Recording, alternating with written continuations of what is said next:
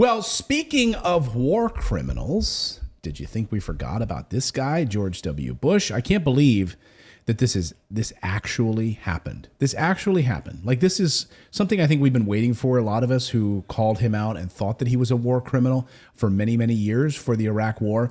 It actually happened during a special event last night. Was it the Dallas Southern Methodist University's George W. Bush Presidential Center?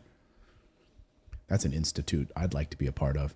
They had an event last night where George W. Bush himself did the unthinkable. He told the truth about Iraq, but Bush, with a straight face, literally with a straight face, was in the middle of criticizing Russia for having rigged elections and shutting out political opposition. He said that with a straight face, by the way. And the 43rd president made this comment.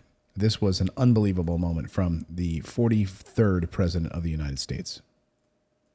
In contrast, Russian elections are rigged. Political opponents are imprisoned or otherwise eliminated from participating in the electoral process. The result is an absence of checks and balances in Russia and the decision of one man to launch a wholly unjustified and brutal invasion of of Ukraine. Iraq, too. Anyway, 75.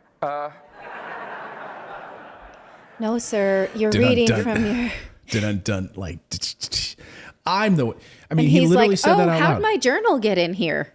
I got to put that aside. A wholly unjustified invasion of Iraq. I mean, of Ukraine. Sorry, I got my wars mixed up. I was the warmonger. I was the war criminal who led our troops into Iraq, and over 1 million people are now dead on a total BS lie. I mean, I don't know. Is there anything is a lie anything other than BS? That's what it was. It was total lie, total fabrication. No weapons of mass destruction. One of the biggest lies in American history, and millions. The assessment is 1.2 million, and actually some assessments have it well north of that. Think about how many people died because we invaded a country, and you can just make a joke about it and then correct. I'm just 75 years old. Okay. It's a lot, right? And the internet went crazy over as it. They should have. And can we give him? I'm not saying this is the case, but Okay, I now want to here's the voice part this. where- I just want to here's give the voice part to this. Where Natali, in her good heart, Natali is a very kind person. I'm not Always. really. Well, I'm nice to other people. Well, she is kind, just not me. She's kind to other people. Sorry, I'm 75. Did that just slip out? But you're kind to other people. But in this situation, like the benefit of the doubt, you can just throw your effing benefit of the doubt out the window. I just want to give voice to it, right? What justification could there be? Is it just that in his older age, he fixates on the peak of his career, which was his presidency, and thinks a lot about that conflict, and he's just used to saying this? That's a good point, because if you look at McNamara, as McNamara got older, and when he was, they say a lot of these people, as they get closer to their deathbeds, they start realizing the things that they did, and maybe he's starting to come to realization, and he's like, it's in there at all times, and so because that would be like me saying, oh, I'm talking about America, but I accidentally slip and say France. Like, why is that in my mind? Right. Well, Caitlin Johnston kind of thought that. Well, there was some thread in her tweets today about this. It was actually quite interesting to kind of read through, because she said it's a Freudian confession. And she says, this bullshit doesn't get any more brightly illuminated than this, folks. And if you kind of go through and you read like some of the responses here from people, there's individuals who like put up paintings, that he painted of the Iraq, remember this when he got for starting the war, and there's no amount of shoes you can throw at his head to get him to stop. But there were people that were actually showing the paintings that he paints of these dogs. That's what he does now. He reflects and he paints dogs, right? And there's one that he has where it's a dog and there's like a boy just like pointing, but it looks like eerily, and the people are like, that's like a young Iraqi boy, like a ghost of a young Iraqi boy, like pointing at him in this painting.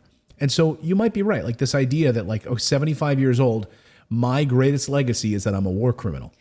Okay, that's not really what I meant. But okay, but that's what I'm saying. Yes, that's sort of more well-intentioned than I had thought. I just thought that he was sort of reliving his heyday, like Al you were Bundy thinking and like- his like high school football. This is something we talk about all the time. Frat Like, boy. Well, let's watch it again. Let's watch a part of it again because it's worth. see, you gave him Absence more. of checks and balances in Russia, and the decision of one man to launch a wholly unjustified and brutal invasion of of Ukraine. Iraq, too. Anyway. He says Iraq too. So he's like Iraq too. He says, like, so he did. So the invasion of Iraq was you, sir. Yeah, and we should remember, 19 years ago, as Kim.com points out, today, the U.S. bombed Baghdad. 1 million Iraqis dead. A war started with lies, no sanctions, no crimes tribunal. Bush was laying flowers today in a church for victims in Ukraine, demanding war criminals to be punished. How insane is that, right? That's absolutely insane. And then, of course, you always get these morons who then tweet with a Ukrainian flag emoji, so that the war was started after the Iraq invasion of Kuwait. 1990 war only ever had a ceasefire with continued no-fly zone, i.e. military operations continuing for a decade. To the ending of the ceasefire and finishing of the 1990 war may not have been smart, but not illegal. What? Yeah, exactly. To which you always go back to this. The international symbol for you're about to read a really stupid tweet is when someone uses a Ukrainian flag emoji as their handle and Twitter handle. Okay, I don't like that because I think a lot of people put a Ukrainian flag in their avatar with best of intentions. So I'm not on board with that. Okay. But at the same time, I guess this idea that it's more confessional than just something like, an older man saying the wrong grandkid name, right? It could be that too. The thing is there's some people on the internet who think it's really funny, and then there's plenty who don't, right? Because families were torn apart. Thousands of American soldiers and millions of people in Iraq. So it's hard to know the right way to take this. No, I think there's only one way to take it, right? The invasion was a violation of international law. Yes. They are, insofar as the invasion and occupation of Iraq took place under the auspices of state authority, they are state crimes. The state officials responsible for the violations of law pursuant to the invasion and occupation of Iraq are guilty of war crimes. All of those people that you see, Donald Rumsfeld, who's now dead, Dick Cheney, George W. Bush, they are war criminals. By any measure, they are war criminals. So for him, the part of the speech that gets lost, I think, is him up there lecturing about Russia, talking about rigged elections and the voice of opposition being silenced. Like, this is literally the country that is trying to bring Julian Assange back to the United States on an extradition to probably kill him. That's exactly what's going to happen. Or put him in prison for the rest of his life. If that happens, yeah. If that happens, right?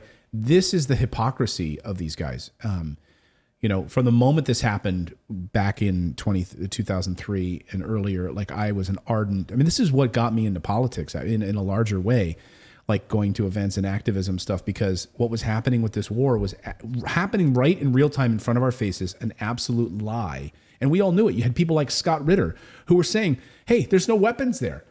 And then you have people like Joe Biden, who was in the Senate Foreign Intelligence Committee at the time. He is just as culpable, by the way, Biden, as George W. Bush. He's sitting there in the Senate Foreign Intelligence Committee pointing this out, calling out Scott Ritter. I don't know if you happen to have that soundbite handy or not, Philip, that you could throw it in there of Scott Ritter.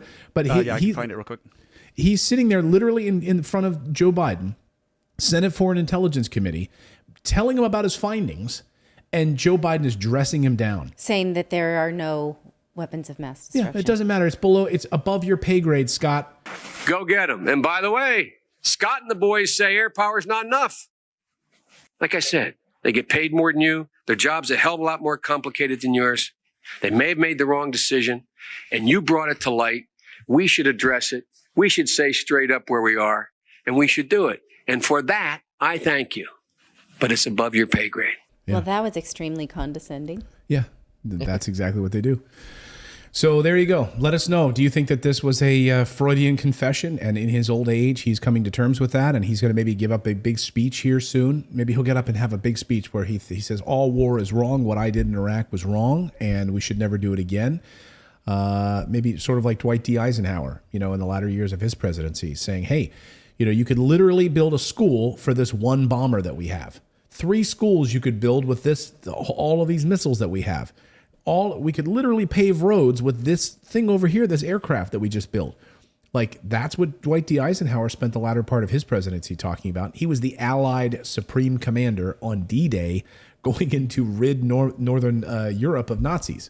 So, I don't know. Who knows? Who knows? Who knows?